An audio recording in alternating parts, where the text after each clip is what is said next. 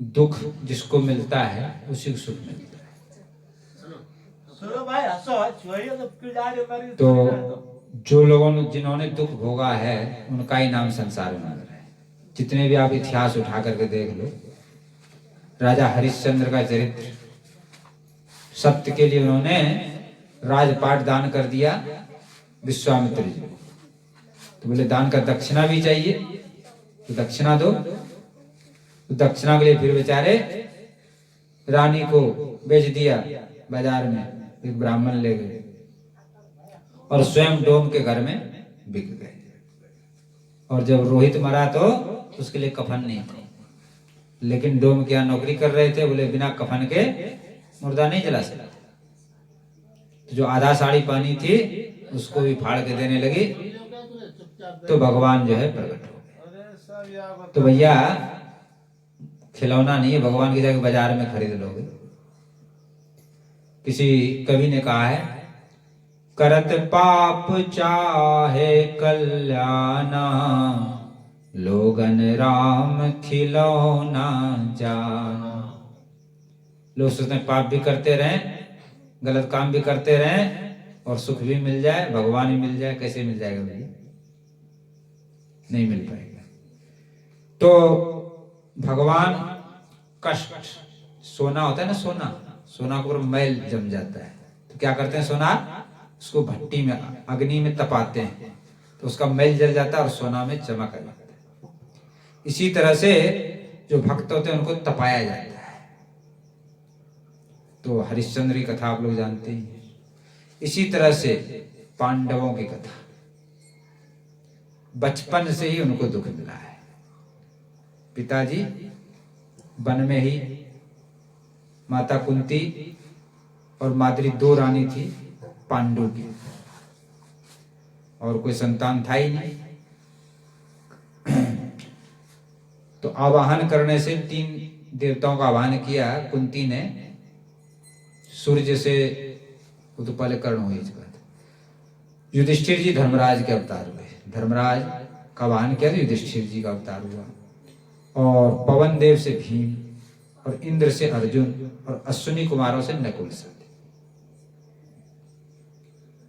और 5 पुत्र होने के बाद पांडु का शरीर अंत हो गया। तो माद्री जो छोटी रानी थी उनके साथ सती हो गई। अब कुंती बेचारी जंगल में 5 पुत्रों को पालन पोषण करने लगी। फिर हस्तिनापुर लेकर के आई। तो भीष्म पितामह ने, उसमें भीष्म पितामह थे और धृतराष्ट्र राजा था।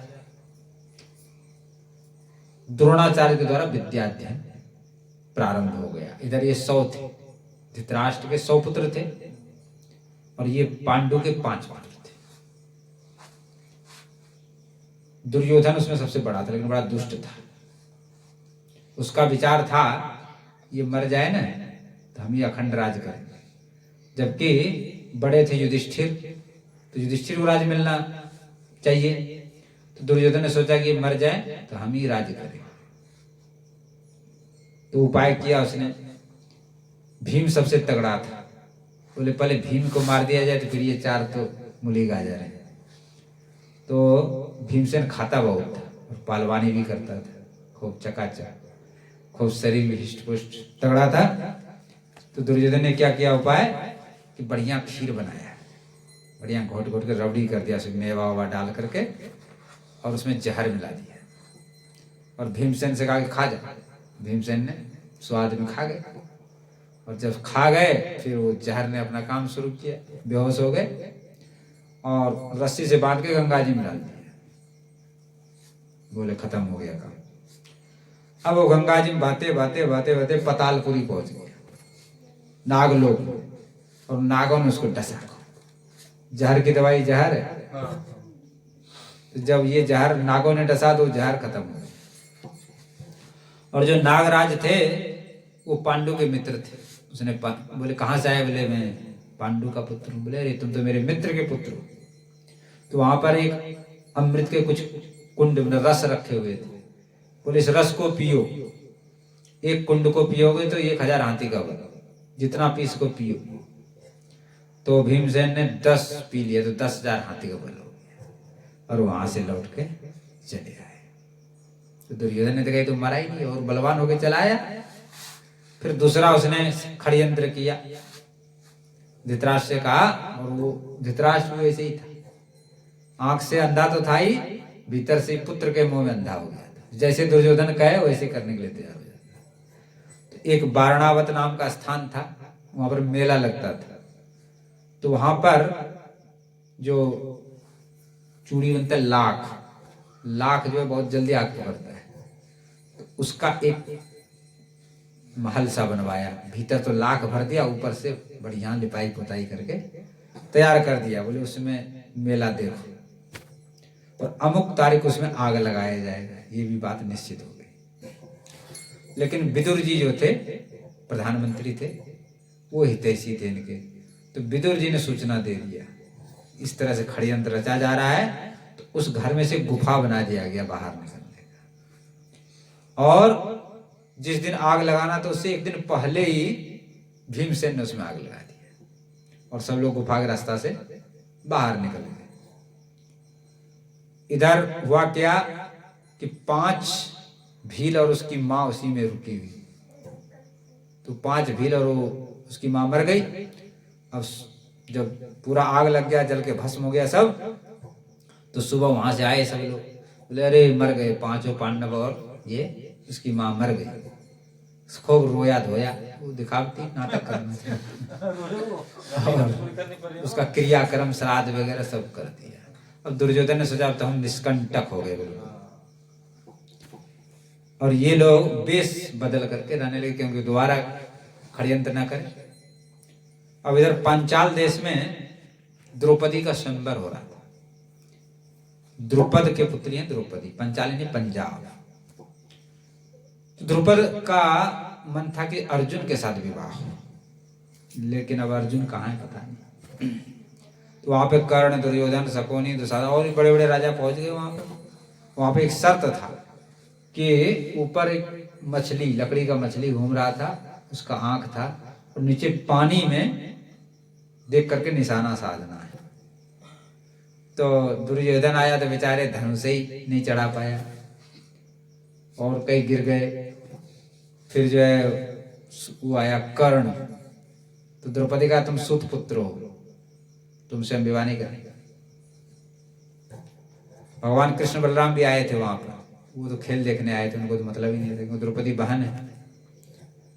सब राजा लोग परास्त हो गए, हार गए, किसी से नहीं हुआ काम। तो ये लोग ब्राह्मणों के वेश में थे, 5 पांडव। अर्जुन निकला उसमें से, ओ ब्राह्मण लोग बड़े खुश, अरे देखो सब क्षत्रिय हार गए और ये ब्राह्मण अब कमाल करेगा। तो खूब शाबाशी दिया, आशीर्वाद दिया अर्जुन को, जाओ बेटा। भगवान कृष्ण तो समझ गए कि अर्जुन ही है। अर्जुन ने चढ़ा दिया निशाना, साध दिया। अब तो बरमाला पहनाया गया अर्जुन को। शर्त वही था कि जो लक्ष्य का भेदन करेगा उसके साथ विवाह होगा। तो कर दिया, जयमाल डाल दिया। और यहाँ पर आई तो कुंती माता जो कुछ भी लाती थी, कहते 5 बेटा मिल करके खा लो।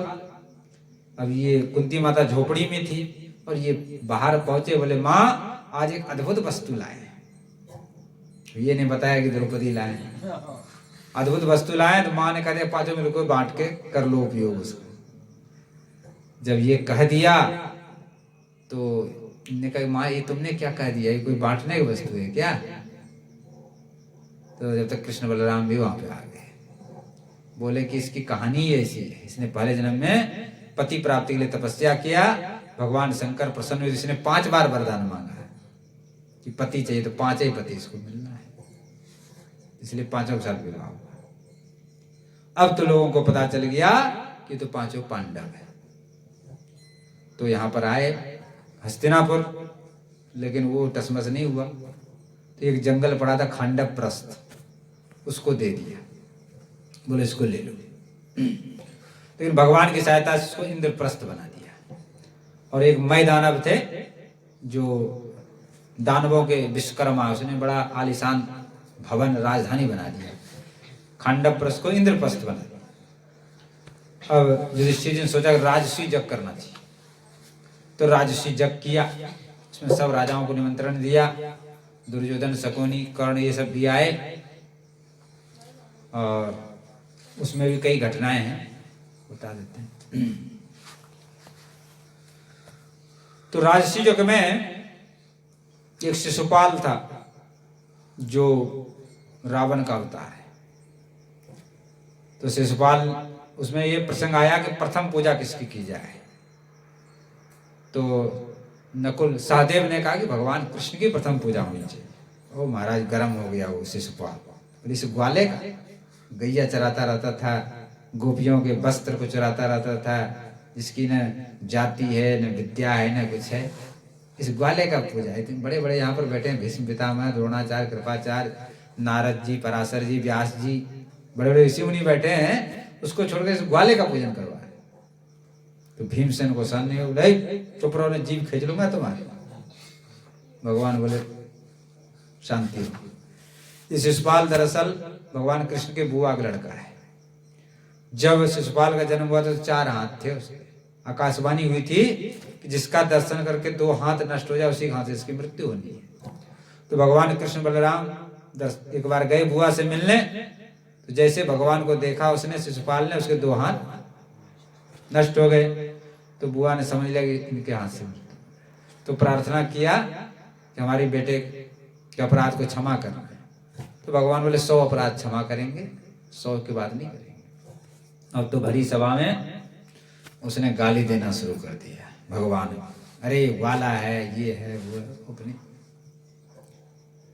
भगवान गिनते जा रहे हैं उंगलियों पे। जैसे ही 100 हुआ, 101, भगवान ने तत्काल चक्र से उसका मस्तक काट दिया और उसके शरीर से तेज निकला, भगवान में ही समा गया। वही पार्षद ही थे भगवान की, जय विजय। अब जो है, तो जैसे ही तेजी से निकला चक्र, तो भगवान का थोड़ा सा उंगली में रक्त आ गया। और वहां पर तो बहुत लोग थे, लेकिन दूसरा कुछ कोई करे, कोई कहे अरे वैद्य को बुलाओ। जब तक द्रौपदी ने अपनी साड़ी फाड़ा और उसमें बांध दिया। तो भगवान ने कहा, बहन, इस ऋण को मैं समय आने पर चुकाऊंगा। तुम्हारा जो तुमने अपने वस्त्र दान किया, तुम्हारा वस्त्र कभी समाप्त नहीं। एक तो ये कहानी, दूसरी कहानी एक और है। एक बार प्रयागराज में कुंभ मेला लगा हुआ था, तो द्रौपदी भी गई थी स्नान करने, सब पूरा समाज गया था। तो प्रातःकाल द्रौपदी अपनी सखियों के साथ, दासियों के साथ नहाने के लिए गई, तो दुर्वासा ऋषि स्नान कर रहे थे। तो रानी द्रौपदी ने विचार किया, ऐसा नियम है, कोई भी संत महात्मा आवे तो उनको प्रणाम करना चाहिए, नहीं करने से अपराध लगता है, दोष लगता है। तो द्रौपदी ने विचार किया कि महात्मा जी निकल आवे तो उनको प्रणाम करके तब चलेंगे। लेकिन महात्मा जी बहुत देर हो गया, निकल ही नहीं रहे थे। हुआ दरअसल क्या कि गंगा जी की तेज धारा में महात्मा जी की लंगोटी बह गया। अब कैसे निकले, निर्वस्त्र हो गए। तो द्रौपदी ने कहा, महाराज जी आप बहुत देर हो गए, आप बाहर आ जाएं, हम आपको प्रणाम करके जाएंगे। तो दुर्वासा जी बोले, नहीं बेटी, कोई बात नहीं, हमारा नियम है, साधु महात्मा है, अपना नियम कर रहे हैं, तुम जाओ। बोले, नहीं महाराज, हमारी तो इच्छा है कि आप, तो फिर भी मैं प्रतीक्षा करती हूँ, आप अपना नियम कर लीजिए। फिर भी नहीं निकले। तो द्रौपदी से अवश्य कोई न कोई बात है। बोले, महाराज आप निसंकोच बताएं, मैं तो आपकी बेटी के समान हूँ, क्या बात है, क्यों नहीं निकल रहे हैं? दुर्वासा ने कहा, बेटी इस तरह से मेरा लंगोटी बह गया जल में। तो तत्काल द्रौपदी ने अपना जो बहुमूल्य साड़ी था उसको फाड़ा और डाल दिया। बोले, महाराज इसको पहन के आप निकल। तो दुर्वासा ऋषि उनको पहन के निकले और बोले, बेटी मैं तुमको आशीर्वाद देता हूं कि तुम कभी निर्वस्त्र नहीं हो। तो संतों का आशीर्वाद निष्फल नहीं होता है। शिशुपाल का वध हुआ और राजसी यज्ञ संपन्न हुआ बड़े धूमधाम से। सब लोग विदाई हो गई, नातेदार रिश्तेदार, लेकिन जो नजदीकी रहते हैं ना, वो रह जाते हैं 2-4 दिन पीछे तक। तो दुर्योधन, कर्ण, शकुनी ये सब रह गए। एक दिन दुर्योधन के मन में आया कि राजसभा का दर्शन कर, और बड़ी विचित्र राजसभा था। क्या राजसभा था कि जहां दरवाजा है वहां पर तो दीवार दिखता था, और जहां दीवार है वहां दरवाजा दिखता था। जहां पानी है वहां तो लगता था कि जमीन है, और जहां जमीन है वहां पानी दिखता था। ये विचित्रता था उस सभा में। तो दुर्योधन चला सभा देखने। एक जगह जो है जमीन था लेकिन पानी जैसा दिख रहा था, तो धोती ऊपर कर लिया। और एक जगह जो है पानी था, उसने समझा जमीन है, बेचारे गिर गए पानी में जाके। और एक जगह जो है सोचा कि दरवाजा है, दीवार में जाकर टकरा गया। अब द्रौपदी देख रही थी ऊपर से, उसको हंसी नहीं रुक पाया, और वैसे मजाक में कह दिया कि अंधा का पुत्र अंधा ही है। लेकिन दुर्योधन को बड़ा ये बात चुभ गई हृदय में। वो तो वहीं से लौट गया, बोले मैं भी देखूंगा अंधा का पुत्र अंधा कैसा होता है। ये तो लीला है, द्रौपदी का अवतार ही हुआ था महाभारत कराने के लिए। लेकिन एक शिक्षा मिलती है कि तलवार का घाव भर जाता है, लेकिन जो बानी का घाव है, कटु वचन, ये नहीं बनता है। इसलिए बानी को बड़ा संभाल के बोलना चाहिए, बानी से किसी ठेस न पहुंच जाए। ये जो आपस में मतभेद हो जाता है तो वही सब क्या है, बानी का ही तो बात बात में बात बढ़ जाती है, फिर वो दुश्मनी हो जाती है। फिर वो दुश्मनी ऐसा बन जाती है, फिर उसमें फिर वो दुश्मनी जाती ही नहीं, जीवन भर की हो जाता है। बानी ऐसी बोली मन का पाखो, औरण को शीतल करे, आपहु शीतल हो। बानी ऐसी बोलनी चाहिए जिससे कि दूसरों को भी अच्छा लगे और अपना भी हृदय से। बानी से ही मित्र बन जाता है आदमी, और बानी से शत्रु बन जाता है। तो सारा खेल बानी का है। बानी बड़ी संभाल के बोलना चाहिए। और बानी मनुष्य का अनमोल खजाना है, हम लोग व्यर्थ में खर्च कर देते हैं। बानी संभाल के बोलना चाहिए, कम बोलना चाहिए, मधुर बोलना चाहिए, और सत्य बोलना चाहिए, और किसी को कष्ट ना हो, दुख ना हो, ऐसी बानी बोलनी चाहिए। ऐसा करने से आपको भी सुख मिलेगा। बानी बहुत अनमोल खजाना है। इसको भगवान नाम जप में, भगवान की चर्चा करने में खर्च करना चाहिए। और हम लोग फिजूल में खर्च, मतलब क्या बोलते हैं पता ही नहीं रहता है, बक जाते हैं और दिन भर बकते हैं, जिसका कोई लाभ नहीं है। इसकी चर्चा, उसकी चर्चा, राजनीतिक की चर्चा, फलाना ये कर रहा है, वो कर रहा है, मतलब ऐसी फालतू बातों में समय खूब है हम लोगों के पास, लेकिन उसको व्यर्थ के बातों में, व्यर्थ के कामों में बिताते हैं। तो समझदारी इसमें है कि समय का सदुपयोग अच्छे कामों में करें, भगवान के भजन में करें, सत्कर्म में करें। थोड़ा समय है मानव जीवन का, उसका सही सदुपयोग करना चाहिए। अब तो उसने क्रोध में आकर अब वो सोचने लगा क्या उपाय किया जाए। जल रहा था वो दुर्योधन, तो उसने जुआ खेलने के लिए बुलाया पांडवों को। जबकि युधिष्ठिर जी को पता था कि जुआ अच्छा काम नहीं है, लेकिन धृतराष्ट्र की आज्ञा थी। वो धृतराष्ट्र के द्वारा कहवाया, स्वयं नहीं कहा उसने। धृतराष्ट्र को पिता के समान मानते थे, पिता का आज्ञा का पालन करना चाहिए, धर्म है। इस बात को लेकर के युधिष्ठिर जी आ गए, और यहाँ पर उसने एक और चाल खेला। शकुनी को जुआ सिद्ध था, तो बोले हमारी तरफ से शकुनी खेलेगा। अब महाराज राजपाट, महल, दास दासी, खजाना दांव पे लगाता गया और वो जीतता गया। अंत में पांचों पांडव भी हार गए अपने आप को। बोले भैया आप तो सब कुछ हार गए। बोले अभी नहीं हारे हो, अभी तुम्हारी जो रानी है ना द्रौपदी, वो बची हुई है, उसको ले। तो रानी द्रौपदी को भी लगा दिया दांव पे, वो भी हार गई। अब जो है उसने एक सेवक भेजा कि द्रौपदी से कहो कि यहाँ पर आवे राजसभा में। द्रौपदी रजस्वला थी, एक वस्त्र पहनी हुई थी। तो उसने कहा देखो इस स्थिति में मैं राजरानी हूं, सती स्त्री हूं, इस अवस्था में बड़ों के सामने राजसभा में नहीं जा सकती। तो सेवक ने आके कह दिया ऐसा ऐसा करें, तो दुशासन को भेजा, बोले उसको पकड़ के लाओ, ऐसे नहीं जबरदस्ती लाओ, खींच के केस पकड़ के लाओ। तो दुशासन ने नहीं सुना कुछ, घसीटते हुए केस पकड़ करके राजसभा में ले आया। भीमसेन को सहन नहीं हुआ, अरे दुष्ट दुशासन, जिस हाथ से तुमने द्रौपदी केस पकड़े हैं उस हाथ को मैंने नहीं तोड़ा तो मेरा नाम नहीं भीम। युधिष्ठिर जी ने शांति बोली, क्योंकि हम लोग बिक गए हैं भैया, दास हो गए, बैठ जाओ बैठ जाओ। अब खींच के ले आए। दुर्योधन ने कहा कि इसको नंगा करके मेरे जांग पे बैठा, क्योंकि मैं तो अंधा ही हूं, मेरे को तो दिखता नहीं, अंधा का पुत्र अंधा, वो बदला ले रहा है। अब द्रौपदी ने गुहार लगाई, राजा धृतराष्ट्र से कहा कि राजन ये क्या अत्याचार हो रहा है, मैं आपकी कुलवधू हूं और ये भरी सभा में आप क्या करवा रहे हैं, ये अधर्म है। लेकिन धृतराष्ट्र की बुद्धि नष्ट हो गई, उसने सिर ही नहीं उठाया, कुछ सुना ही नहीं।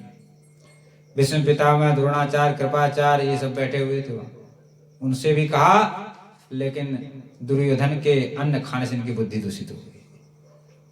ये भी कुछ नहीं बोले, ये भी सिर झुकाए बैठे रहे।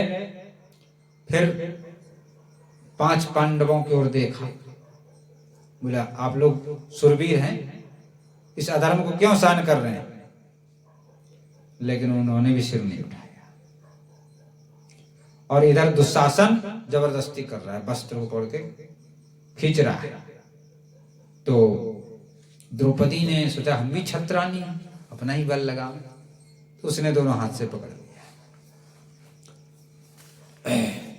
इधर भगवान श्री कृष्ण द्वारकापुरी में रुक्मिणी जी के महल में भोजन कर रहे थे, लेकिन ग्रास मुंह में नहीं जा रहा है।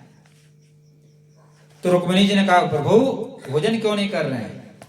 भगवान बोले कैसे भोजन करें, हमारे भक्त पर विपत्ति पड़ा हुआ है, संकट आ रहा है। तो रुक्मिणी कहा आप जाते क्यों नहीं, रक्षा करो उनकी जाकर के। बोले कैसे रक्षा करें? बोले क्यों? बोले द्रौपदी को अभी अपने बल का सहारा है, जब तक जीव को अपने बल का सहारा होता है तब तक भगवान नहीं आते।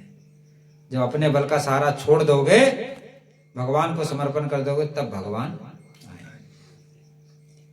जब द्रौपदी ने देखा कि अब कोई भी सहारा नहीं है, और वो दुशासन को भी 10,000 हाथी का बल था, अब द्रौपदी कहां तक चले। अंत में उसने फिर भगवान का ही बोला, भगवान ही सहारा करेंगे। दोनों हाथ ऊपर उठा दिया, गोविंद द्वारकावासी, हे प्रभु, हे गोविंद, हे द्वारकावासी मेरी रक्षा। इस तरह से द्रौपदी उस भरी सभा में पुकार कर रही है, हे मेरे सुंदर श्याम आना होगा, आकर लाज बचाना होगा। हे मेरे सुंदर श्याम आना होगा, आकर लाज बचाना होगा। आना होगा, आना होगा, आना होगा, आकर लाज बचाना होगा। हे मेरे सुंदर श्याम आना होगा, आकर लाज बचाना हो। भगवान प्रकट हो गए और वस्त्र का अवतार धारण किया। दुशासन खींच रहा है, वस्त्रों का पहाड़ का ढेर लग गया और अंत में दुशासन मूर्छित होकर गिर गया। लेकिन द्रौपदी उघारी नहीं। भगवान ने उनकी रक्षा की। यह प्रसंग हुआ। उसके बाद द्रौपदी ने भरी सभा में कहा कि मैं समस्त जितने भी राजसभा में हैं सबको मैं श्राप दूंगा। आज एक सती का अपमान हुआ इस सभा में, सबको मैं भस्म कर दूंगा। तब जाके गंधारी निकल के आई। बोले द्रौपदी रुक जाओ, और धृतराष्ट्र से कहा है कि अभी क्षमा मांग लो, नहीं तो सती के कोप से कोई नहीं बचेगा। तब धृतराष्ट्र डर गया और बोले बेटी मुझसे बड़ा घोर अपराध हो गया, क्षमा करो, और जो तुम्हें चाहिए वो मांग लो। तो द्रौपदी ने सारा राजपाट पति सब कुछ वापस लौटा लिया, और लौटा करके वापस गए। अभी आधी रास्ता ही नहीं पहुंचे थे तब तक तो दुर्योधन ने दोबारा धृतराष्ट्र से पुनः बोला, उन्हें तुम्हें आत्महत्या करके मर जाओ। अब तो पुत्र मोह में आसक्त, फिर दोबारा बुला लिया। और युधिष्ठिर जी को पता था सब, लेकिन फिर भी धर्मात्मा है युधिष्ठिर जी, पिता की आज्ञा है, दोबारा। और इस बार ये शर्त रखा गया कि जो हारेगा उसको 12 वर्ष वनवास और 1 वर्ष अज्ञातवास, छिप के रहने। तो हार गए, क्योंकि शकुनी सिद्ध पासा था उसको। हार गए तो 12 वर्ष वनवास और 1 वर्ष अज्ञातवास। लेकिन दुर्योधन ने वहां भी पिंड नहीं छोड़ा। एक बार दुर्वासा ऋषि आए दुर्योधन के पास, 4 महीना खूब सेवा किया, 24 घंटा खड़े रहते, और जो चाहिए वस्तु हर समय तैयार होता था। खीर चाहिए तो खीर, मलाई चाहिए तो मलाई, 24 घंटा। क्योंकि पता था दुर्वासा ऋषि हैं, क्रोधित होकर श्राप दिया तो मामला खराब। तो स्वयं दुर्योधन खड़ा रहता था सेवा में, नौकर चाकर अलग। 4 महीने के बाद दुर्वासा ऋषि खुश हो गए, बोले बड़ी सेवा, कोई वरदान मांगा। तो दुर्योधन ने कहा एक काम करो, आप वहां पर जाओ वन में, और जब द्रौपदी भोजन कर ले तब जाना और भोजन मांगना। दरअसल वन में उन्होंने सूर्य भगवान से प्रार्थना करी, उनको बटलोई पतीली बर्तन मिला था। उसका ये प्रभाव था, उसमें से कैसा भी भोजन चाहिए वैसा मिलता था। खीर चाहिए तो खीर, जो भी चाहिए, और लाखों आदमी भोजन करे, लेकिन द्रौपदी कर ले फिर नहीं मिलेगा कुछ। तो बोले जब द्रौपदी भोजन कर ले तब आप वहां पर पहुंचो, और अकेले नहीं, ये 10,000 शिष्य और इनके साथ।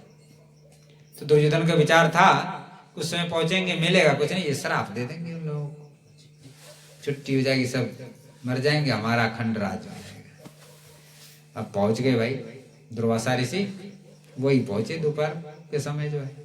द्रौपदी खा पी कर अपना बटलोई माज के रख दिया था। पहुंच गए, युधिष्ठिर महाराज ने स्वागत किया, महाराज कैसे पधारे, कैसे, बड़े सौभाग्य हमारे दर्शन दिए।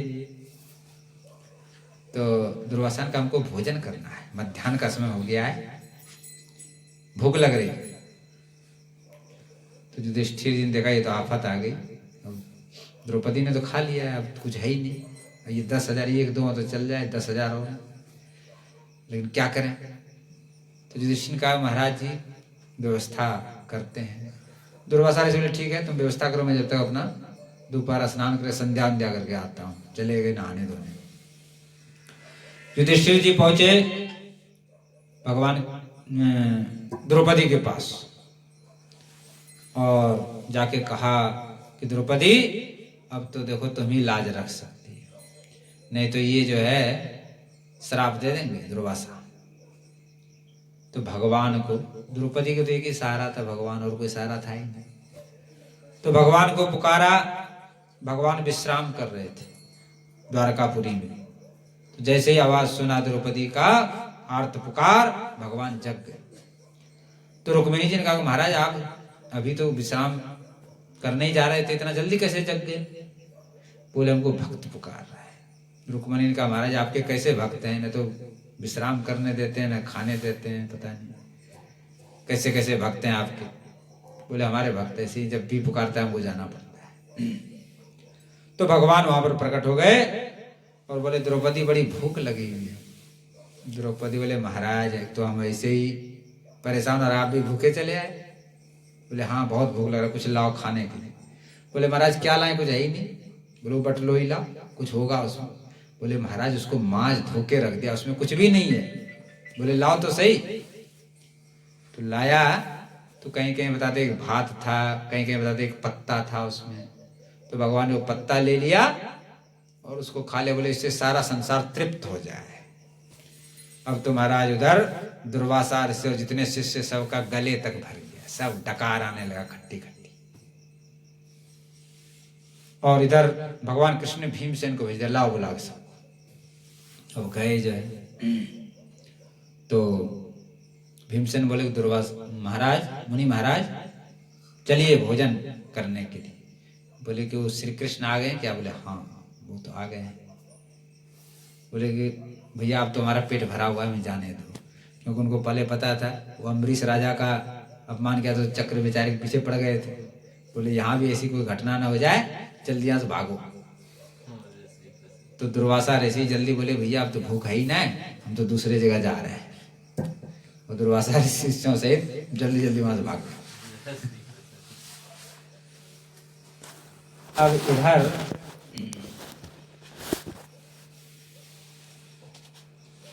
12 वर्ष वनवास हो गया, 1 वर्ष अज्ञातवास हो गया। लेकिन भाई आए, लेकिन दुर्योधन मानने के लिए तैयार नहीं। तो सबसे अंत में भगवान स्वयं गए शांति दूत बनकर। हम केवल भक्ति संबंधी, महाभारत तो बहुत विस्तार है, हम जो भक्ति परक घटनाएं उनको ही सुनाएंगे। तो शांति दूत बनकर के भगवान पहुंचे वहां। और हमको प्रसंग कहना है विदुरानी का, केला का छिलका कैसे खाया भगवान ने, इसलिए उधर हम पहुंच रहे हैं। शांति दूत बनकर के गए, लेकिन दुर्योधन, भगवान ने कहा कि चलो तुम आधा राज नहीं देते हो तो पांडवों को केवल 5 गांव दे दो, उससे वो लोग संतुष्ट हो जाएंगे। लेकिन दुर्योधन ने कहा कि बिना युद्ध के एक सुई के नोक के बराबर भूमि में देने वाला नहीं। भगवान ने समझाने का प्रयास किया तो दुर्योधन ने कहा इस ग्वाले को बंदी बना। तो भगवान ने विराट रूप दिखाया, सब के हक्के बक्के रहे। फिर भगवान के स्वागत के लिए दुशासन के घर को बड़ा सजाया गया था, 56 भोग उसमें की व्यवस्था थी। लेकिन भगवान ने वो स्वीकार कर दिया। बोले 2 जगह भोजन किया जाता है, जहां प्रेम हो अथवा हमारा काम बनता हो। न तो तुम्हारा प्रेम है हमसे, न हमारा काम बना, इसलिए तुम्हारे यहाँ भोजन नहीं करेंगे। तो भगवान कहाँ पहुंच रहे हैं? विदुर जी के घर। विदुर जी प्रधानमंत्री हैं हस्तिनापुर के, लेकिन राज्य का एक अन्न नहीं लेते। गंगा किनारे कुटिया बना ली है, वहीं पे पालक बथुआ केला का पेड़ बो दिया है, वहीं अपना फलाहार करते हैं और गंगा जी का पानी पीते हैं। राज्य से 1 पैसा नहीं लेते। और दिन में तो राज्यसभा में जाते हैं और रात्रि भर आकर के विदुरानी के साथ कृष्ण जी की चर्चा करते हैं। और भगवान कृष्ण को काका कहते हैं, इनका वात्सल पुत्र जैसा भाव है भगवान के प्रति। तो विदुरानी का भी भाव है वात्सल भाव के, हमारा पुत्र है, तो उसको काकी कहते हैं भगवान। तो विदुरानी ने विचार किया कि आज श्री कृष्ण आए हैं यहाँ पर, तो जरूर हमारे घर आएंगे। उनके मन में भाव जगह है कि भगवान आएंगे तो मैं उसको कुछ खिलाऊंगी, लाड़ लड़ाऊंगी, प्यार करूंगी, दुलार करूंगी, ऐसा भाव मन में उठा। और भाव उठ गया, लेकिन भगवान आए नहीं। सोच लो स्नान कर लेते हैं। स्नान करने चली गई, जैसे स्नान किया पानी डाल दिया, पूरा वस्त्र भीग गया। इसी समय भगवान आए, दरवाजे खट खट खट खट किया और बोले काकी काकी काकी। अमृत के समान मधुर स्वर कान में गया। सही महाराज तो पागल हो गई, नाचने लगी और वो गीला वस्त्र पहने किवाड़ जाके खोल दिया। तो ठाकुर जी देख रहे हैं इसको तो भाई होश ही नहीं, तो अपना पीताम्बर उड़ा दिया और ले गए भीतर। तो भावुक संत लोग कहते हैं उल्टे पीढ़ा पे बैठा दिया भगवान को। और खाने के लिए कुछ नहीं, केला रखा था, तो केला छीलने लगे। और छील करके छिलका तो भगवान को पकड़ा रही है और गुदा को फेंक रही है। उनको होश ही नहीं है क्या कर रही हूं मैं। और भगवान भी बड़े प्रेम से छिलका को ही खा रहे। ये चलता रहा लीला, तब तक विदुर जी भी आ गए। विदुर जी ने पहले तो खड़े हो गए, विदुर जी देखते रहे क्या लीला चल रही है। कुछ देर तक तो देखते रहे, फिर विदुरानी को खिलाया। अरे क्या कर रही हो, ये छिलका खिला रहे हो भगवान को, गुदा फेंक रही हो। तब उसको होश आया, अरे मैं क्या कर। फिर विदुर जी केला लेकर के छिलका गुदा देने लगे खाने के लिए। तो भगवान बोले कि विदुर काका जी वो स्वाद नहीं है जो काकी जी खिला रही थी, जो उसमें स्वाद आ रहा था वो स्वाद आपके उसमें नहीं आ रहा है। उसके बाद और तो कुछ था नहीं घर में, तो बथुआ का साग ले आए खोट के, और उसी का साग बना, ठाकुर जी को ही पवाया। तो भगवान भाव के मुख्य हैं। इस तरह से विदुर जी कथा जो अभी कह रहे हैं, भाग गई दुर्योधन के मेवा त्यागे, साक विदुर घर। सबसे ऊंची प्रेम सगाई, सबसे ऊंची प्रेम सगाई।